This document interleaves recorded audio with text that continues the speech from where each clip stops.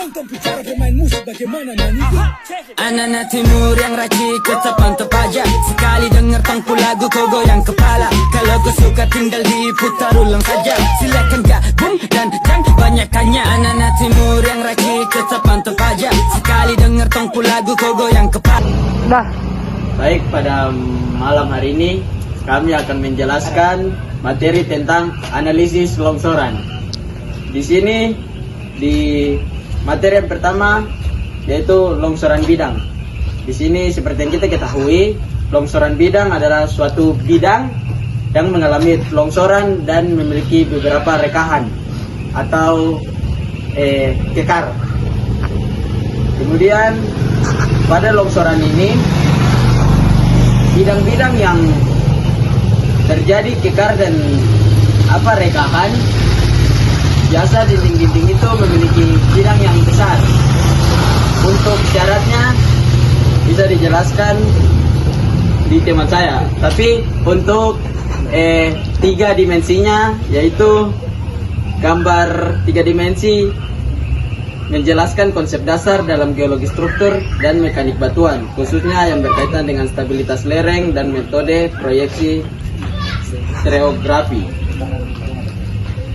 Baik, untuk syaratnya bisa dijelaskan? Nah, untuk di syaratnya itu ada 4. Yang pertama itu terdapat pada bidang lincir bebas atau daylight, yang berarti kemiringan bidang luncur lebih kecil daripada kemiringan lereng. Dan kedua, arah dan bidang perlapisan lerengnya atau bidang lemahnya sejajar atau mendekati arah lereng. Nah, arah lerengnya itu maksimal 20 derajat. Nah, yang ketiga itu kemiringan bidang luncur lebih besar daripada sudut gesek dalam batuannya. Dan yang terakhir itu terdapat pada bidang geser tidak terdapat ini daya penahannya pada kedua sisi longsoran tersebut. Nah, untuk materi kedua nanti dijelaskan oleh saudari Rika. Longsoran baji itu yang pertama ada longsoran baji dapat terjadi pada suatu batuan jika lebih dari satu bidang lemah yang bebas dan saling berpotongan. Kemudian yang kedua itu ada kemiringan penunjaman garis potong 2 bidang lemah harus lebih kecil daripada sudut kemiringan lereng. Kemudian yang ketiga itu ada kemiringan penunjaman garis potong 2 bidang lemah harus lebih besar daripada sudut gesek dalam. Oke, untuk gambarnya sendiri, yaitu yang pertama dia menunjukkan bahwa 2 bidang lemah yang berpotongan membentuk garis potong, dan jika kemiringannya lebih besar dari sudut gesek dalam, baji akan mudah meluncur.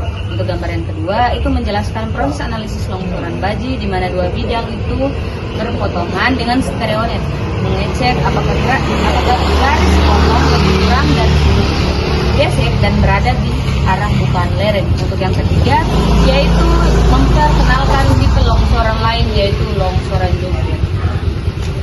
Untuk materi selanjutnya akan dijelaskan oleh Nah, pada gambar bagian kiri itu adalah foto sebuah potongan tebing di pinggir jalan. Tampak batu-batuan bersusun dengan bidang retak atau selaput yang hampir tegak. Kondisinya rawan jungkiran. Nah, pada gambar bagian kanan itu adalah beberapa sketsa dan stereonet yang menjelaskan kondisi geometris, arah dan kemiringan bidang lemah, daylight, dan velop, sudut yang memungkinkan peluruhan toppling, serta area yang rentan terhadap blok atau flexural toppling. Nah, pada gambar berikutnya itu adalah tabel perbandingan jenis-jenis jungkiran dengan sketsa ABC dan foto-foto lapangan. Nah, pada gambar A, blok toppling pemecah menjadi blok-blok yang berotasi maju sebagai unit terpisah. Foto menunjukkan kolom batuan yang miring ke depan. Pada gambar B, flexural toppling, lapisan batuan yang melengkung atau retak akibat tekukan dan kemudian runtuh. Bentuknya lebih patah dan berlapis. Pada gambar C, blok flexural toppling, itu kombinasi kedua mekanisme di atas. Untuk syaratnya, longsoran jungkiran akan terjadi pada suatu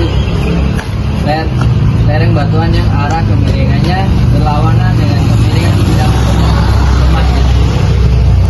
Hock dan Gray pada tahun 1981 telah membuat grafik yang dapat memberikan gambaran kapan terjadinya longsoran tersebut.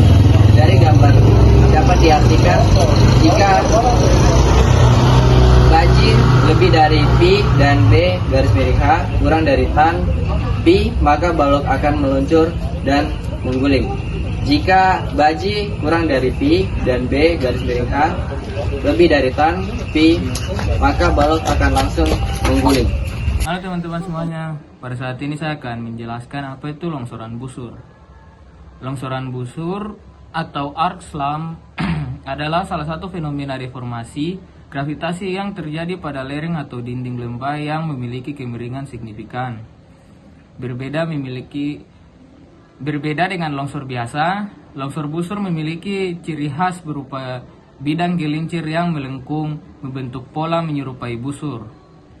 Proses ini dimulai ketika massa batuan kehilangan kestabilannya akibat beberapa faktor seperti pelapukan, getaran, seismik, jenuh air, atau berkurangnya penyangga pada bagian bawah lereng.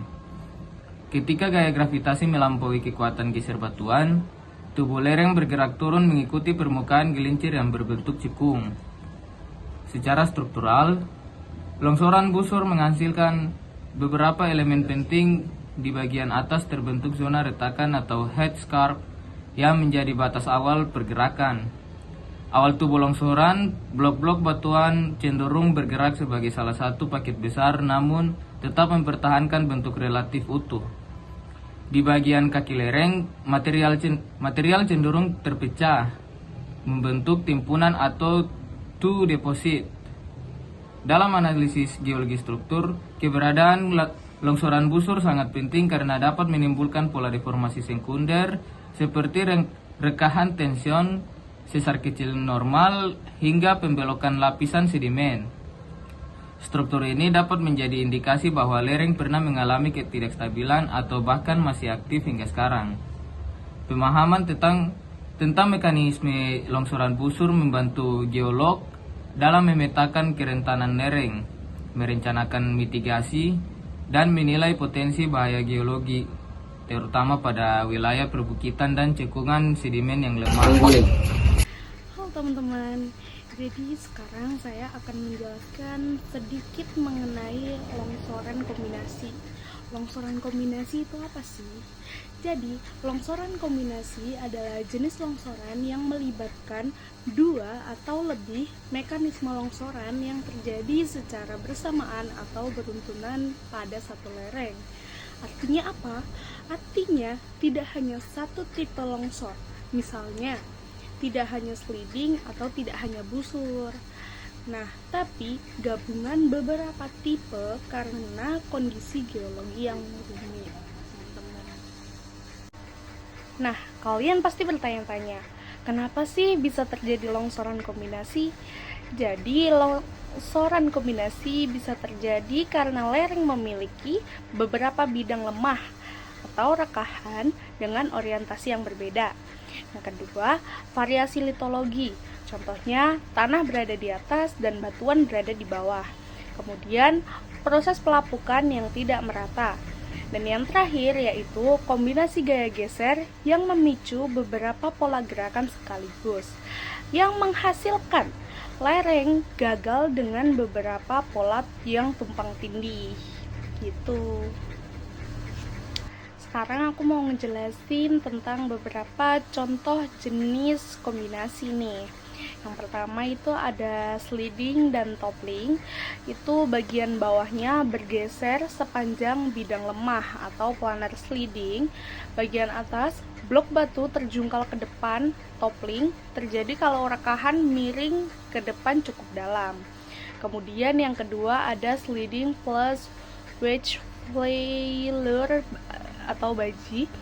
Nah, material bergeser sepanjang perpotongan dua bidang rekahan, lalu beberapa blok di atas ikut meluncur. Nah, kemudian kombinasi yang berikutnya itu ada longsoran busur dan bidang. Nah, bagian tanah lapukan di atas atau longsoran busur, kemudian bagian batuan yang di bawah itu sliding pada bidang rekahan. Kemudian yang terakhir itu ada rotational slide plus block extrusion. Jadi beberapa lereng bagian atas bergerak rotasi, kemudian di bagian bawahnya terdorong keluar seperti balok terdorong, extrusion. Begitu teman-teman, sekian penjelasan dari saya. Terima kasih. Baik, kemudian di sini ada ciri-ciri dari longsoran kombinasi. Yang pertama itu permukaan runtuhannya tidak seragam. Mungkin ada yang bagiannya melengkung, kemudian pada satu sisi ada bagian yang lurus saja. Kemudian ciri-ciri yang kedua, beberapa blok berperilaku dengan berbeda.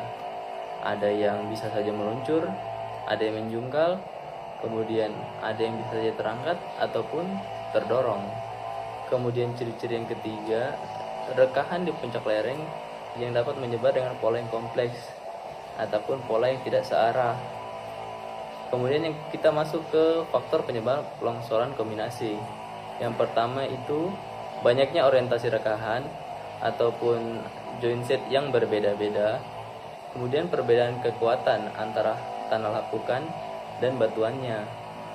Kemudian erosi pada bagian kaki lereng.